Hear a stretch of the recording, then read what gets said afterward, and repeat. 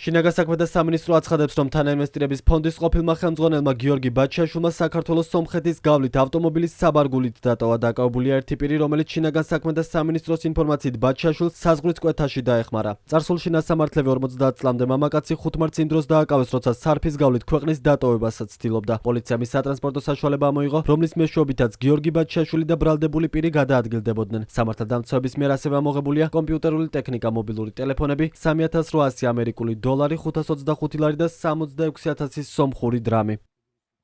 გამოძიების ინფორმაციით ბაჩიაშვილი და პირი, რომელიც სავარაუდოდ მას საზღვრის კვეთაში ეხმარებოდა საქართველოს სომხეთის საზღვრისკენ, სადახლო ბაგრატჩენის გამშვები პუნქტისკენ 2 მარტს წავიდნენ. შინაგან საქმეთა სამინისტროს ვერსიით, სადახლოს გამტარი პუნქტის სიახლოვეს გიორგი ბაჩიაშვილი თავისივე მოწყობილ სამალავში დაიმალა, ხოლო პირმა, რომელიც სავარაუდოდ გიორგი ბაჩიაშვილს საზღვრის უკანონო კვეთაში ეხმარებოდა, სატრანსპორტო კონტროლის პროცედურები გაიარა. პროცედურების გავლის შემდეგ მანქანა წავიდა საზღვრის სომხური გამტარი პუნქტისაკენ, რომელიც ქართულ საგუშაგოსაგან რამდენიმე ათეული მეტრით არის დაშორებული. შინაგან საქმეთა სამინისტროს ინფორმაციით, სომხეთის სასაზღვრო გამტარ პუნქტთან ბაჩიაშვილი გადმოვიდა ავტომობილიდან და მის სახელზე გაცემული რუსეთის მოქალაქეობის დამადასტურებელი სხვა პასპორტი წარადგინა.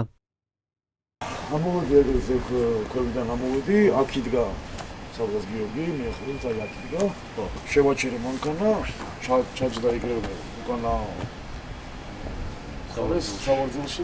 რა ადგილზე გაუჩერე მანქანა, სანამ შეხვიდოდი საბაჟოზე? სადახლო თვითონ შესასვლელი. იქამდე რომელ სავარძელზე იჯდა, წინ იჯდა უკან? პროკურატურის ინფორმაციით, შესაბამისმა დეპარტამენტმა გიორგი ბაჩიაშვილის წითელი ცირკულარით ძებნის თაობაზე ინტერპოლს მიმართა. დღეს თბილისის საქალაქო სასამართლოს მოსამართლემ გიორგი გელაშვილმა გიორგი ბაჩიაშვილს ეგრეთ წოდებული ბიტკოინების საქმეზე აღკვეთის ღონისძიების სახით შეფარდებული 2,500,000 ლარის გირაო პატიმრობით შეუცვალა. გირაოს თანხის ამოღება მისი უძრავი ქონებიდან მოხდება. აღკვეთის ღონისძიების შეცვლა პროკურორმა მოითხოვა. მიზეზად დაასახელა ის, რომ გამოძიების ვერსიით გიორგი ბაჩიაშვილმა 2 მარტს საქართველოს საზღვარის სავარაუდოდ უკანონო გზით დატოვა. ადვოკატის პოზიციით ბაჩიაშვილისთვის კიდევ ერთი პატიმრობის შეფარდების საფუძველი აღარ იყო, რადგან მას სასამართლომ გუშინ საზღვრის კვეთის საქმეზე პატიმრობა შეუფარდა. საბოლოოდ მოსამართლემ პროკურორის შუამდგომლობა დააკმაყოფილა. ადვოკატი ასევე მოითხოვდა ბაჩიაშვილს ჩვენება დისტანციურად მიეცა, რაზეც სასამართლომ უარი თქვა.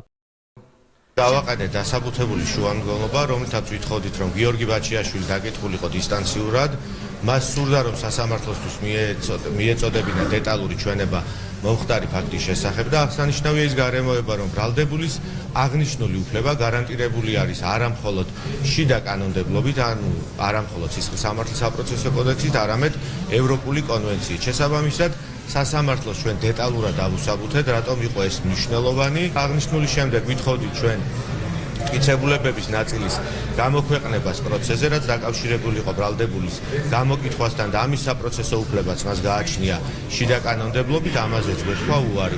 დააყენა გარკვეული შრომები, რომლებიც უცხოად და რბილად რო ვთქვათ, ძალიან ასე ვთქვათ, არ იყო დასაბუთებული და სამართლებრივი მდგენელი მასში პრაქტიკულად არ არსებობდა, იმიტომ რომ ის პოზიცია, რასაც აღშფოთებდა და ბუნებრივია მომდინარეობდა ბრალდებულის პოზიციებიდან, უბრალოდ არათუ სამართლებრივად არ იყო ეს სწორი, არამედ ამ მიმართულებით ადამიანის უფლებათა ევროპულ სასამართლოს არაერთი განაწყვეტილება აქვს მიღებული. შესაბამისად, ბრალდებულის და დაცვის პოზიციები ძალიან დიდ კონფლიქტში არის კანონმდებლობა. დღეს ბაჩიაშვილს მტკვარი ჰესის საქმეზე აღკვეთის ღონისძიების სახით შეფარდებული 50,000 ლარიანი გირაოც პატიმრობით შეეცვალა. თანაინვესტირების ფონდის ყოფილმა ხელმძღვანელმა გიორგი ბაჩიაშვილმა საქართველოს დატოვების შესახებ 4 მარტს განაცხადა. ბაჩიაშვილის თქმით, ბიძინა ივანიშვილი მას სასამართლოს ხელით დევნის და ამ შემთხვევაში ქვეყნიდან წასვლა არ ადანებება, არამედ სტრატეგიულად სწორი ნაბიჯია. ბაჩიაშვილი ასევე წერს, რომ მიიღო სანდო ინფორმაცია მის უსაფრთხოებაზე რეალური საფრთხეების შესახებ. თანაინვესტირების ფონდის ყოფილი ხელმძღვანელის წინააღმდეგ სახელმწიფო საზღვრის უკანონო კვეთის გარდა კიდევ 2 საქმეა აღძრული. ერთ შემთხვევაში ბიძინა ივანიშვილი მას ბიტკოინების მართლსაწინააღმდეგო მითვისებას ედავება. ამ საქმეზე ბაჩიაშვილს აღკვეთის ღონისძიების სახით გამოყენებულ გირაოსთან ერთად სხვა ამგრძალავი ღონისძიებებიც ჰქონდა დაწესებული. მათ შორის ჩამორთმეული ჰქონდა პასპორტი და აკრძალული ჰქონდა საზღვრის კვეთა. მეორე შემთხვევაში კი ოცნების პროკურატურა სამსახურეობრივი მოვალეობის შეუსრულებლობას ან არაჯეროვნად შესრულებას ედავება,